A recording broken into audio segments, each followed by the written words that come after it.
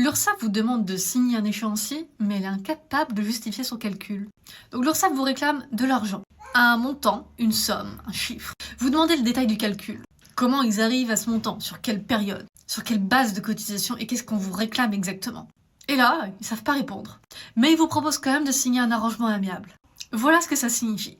Vous signez un document qui atteste que vous devez ce montant. Un montant que vous n'avez pas vérifié.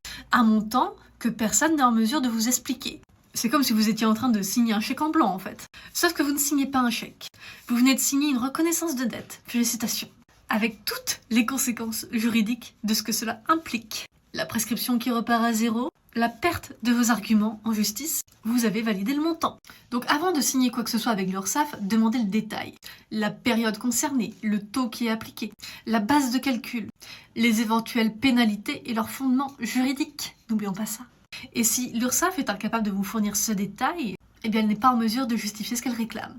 Et donc, vous n'avez aucune raison de signer et de payer quoi que ce soit. C'est pas du tout de la mauvaise foi, hein. C'est votre droit le plus élémentaire. Le droit de comprendre ce qu'on vous demande de payer. Signer sans comprendre, c'est leur faire un cadeau. Je vous fais un petit peu de teasing parce que le livre sur l'URSSAF arrive enfin. Allez, des bisous.